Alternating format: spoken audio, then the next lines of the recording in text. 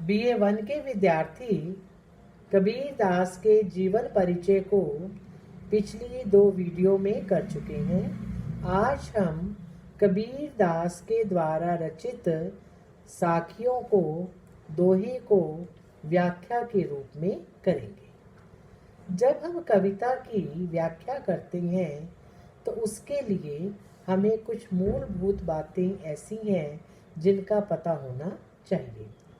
जब हम व्याख्या करते हैं तो सबसे पहले हमें संकेत यानी उस पैराग्राफ का, उस दोहे का पहला और अंतिम अक्षर लिखना चाहिए। उसके बाद हमें कठिन शब्दों के अर्थ पता होने चाहिए।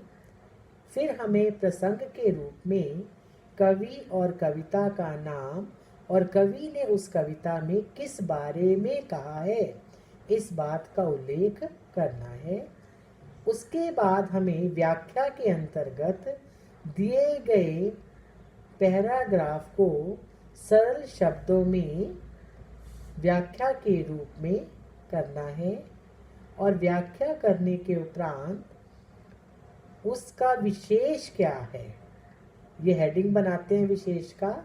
उस विशेष में भाषा कैसी है, अलंकार कैसे हैं और कवि ने मुख्य रूप से किस भाव को प्रकट किया है, इन नियमों का पालन करते हुए व्याख्या करनी चाहिए। सतगुरु की महिमा अनंत, अनंत किया उपकार, लोचन अनंत उघाड़िया, अनंत दिखावन हार। सतगुरु, सच्चा गुरु, कठिन शब्दों को नोट करें। महिमा, यश या गुण। अनंत, असीम या अवर्णनीय, जिसका वर्णन नहीं किया जा सकता। उपकार, किए गए सैकड़ों असंख्य उपकार या भले के कार्य। लोचन, नेत्र, लेकिन यहाँ पर कौन से नेत्र हैं? ज्ञान रूपी नेत्र। अनंत का अर्थ फिर असीम है। उघाड़िया, उघाड़ दिया या खोल दिया।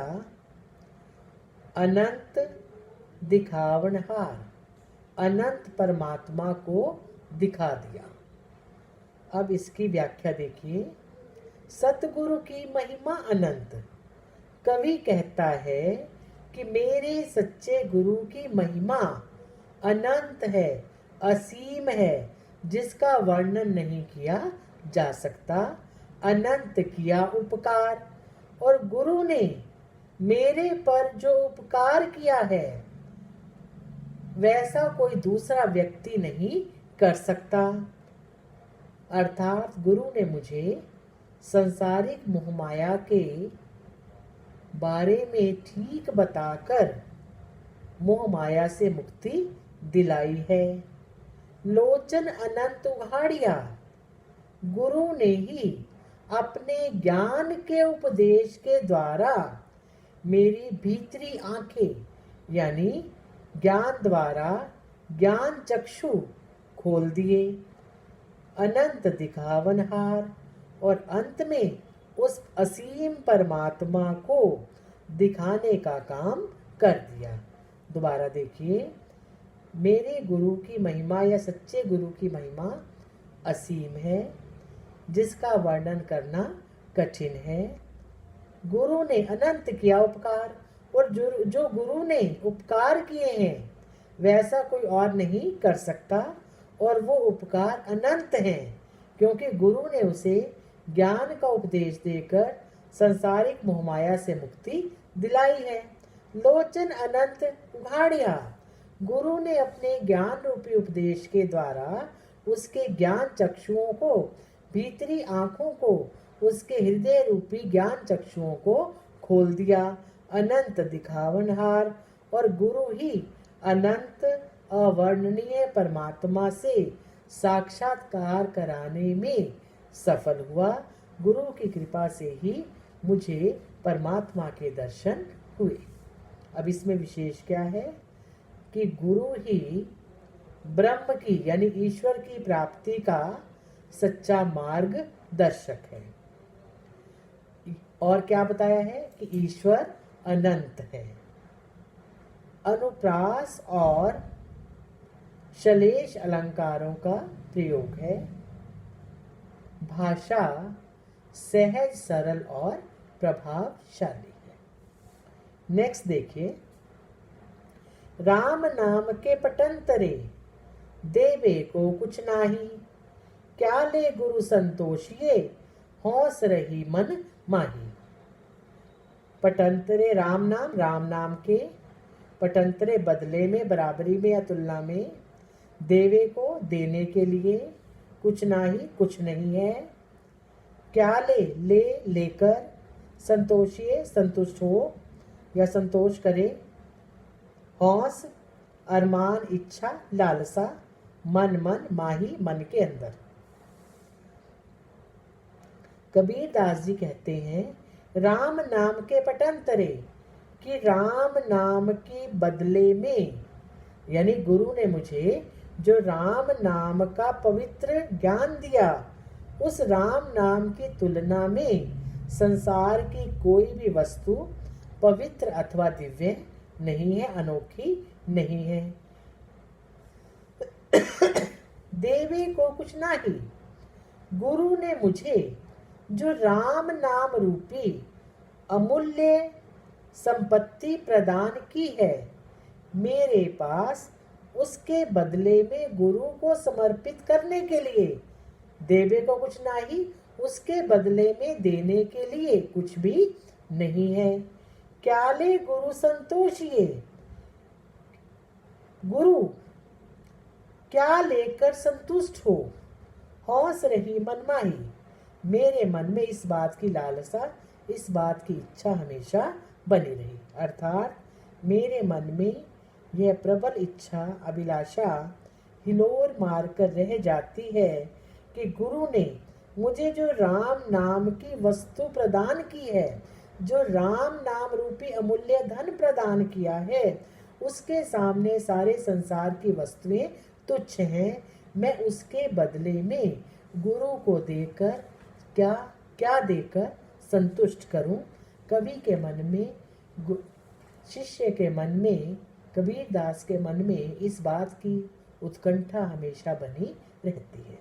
विशेष गुरु मंत्र के बदले में प्रत्येक वस्तु को तुच्छ मानना है, गुरु के महत्व को प्रतिपादित किया है। भाषा सहज, सरल और स्पष्ट है। कवि ने गुरु को अत्यधिक महत्ता प्रदान की है। हंसे न बोले उन मनी, चंचल मेल्या मारी, कहे कबीर भीतर विद्या, सतगुरु के हथियार। हंसे हंस रूपी आत्मा, ना बोले नहीं बोलती, उन्मनी मन की शांत या उदास व्यवस्था, चंचल चंचलता, भीतर विद्या भेद देना, सतगुरु के हथियार, सतगुरु के द्वारा प्राप्त हुए ज्ञान से। हंस से न बोले उन्मनी, कबीर दास साधक की उन्मन उदास दशा का वर्णन करते कहते हैं कि हंस से न बोले उन्मनी, मन की चंचल वृत्तियों को समाप्त करके। यहाँ पर हम सेकंड पैरा जो लाइन है वहां से अर्थ देखेंगे। कहे भीतर विद्या, सतगुरु के हथियार, कि मन की चंचल वृत्तियों को समाप्त करके सतगुरु के उस उपदेश रूपी बाण ने हृदय को बेध दिया है, जिसके कारण, अब पहली लाइन देखिए, हंस से न बोले उन्मनी, जिसके कारण जो शिष्य है ना तो हंसता है ना बोलता है। अर्थात कवि के कहने का मतलब है कि जब साधक गुरु के द्वारा दिए गए ज्ञान को प्राप्त कर लेता है तो संसार के राग विराग से पूरी तरह से अलग हो जाता है। विशेष साधक की मनोदशा का वर्णन है। भाषा सहज सरल और स्पष्ट है। अलंकार साधन के रूप में आए हैं, साध्य के रूप में नहीं। और योग साधना का प्रभाव दिखाई देता है।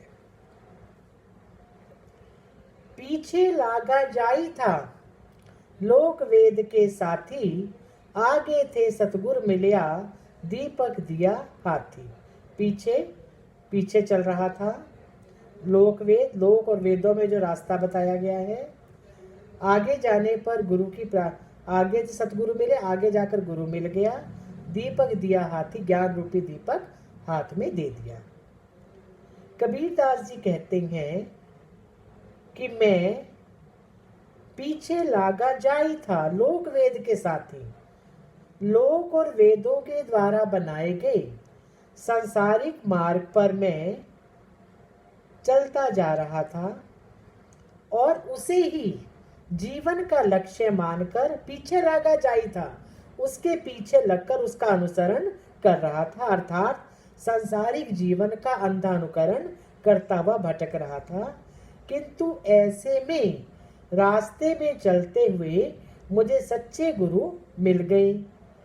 दीपक दिया हाथी, और उन्होंने ज्ञान का दीपक मेरे हाथ में दे दिया, जिससे मैं अपना रास्ता खोजकर अर्थात परमात्मा को प्राप्त करने के रास्ते पर चल पड़ा।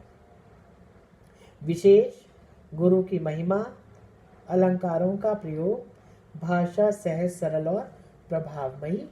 कबीरदास ने गुरु को बहुत अधिक महत्वपूर्ण स्थान दिया है। हम कबीरदास की साखियों का नेक्स्ट पार्ट नेक्स्ट वीडियो में कंटिन्यू करेंगे।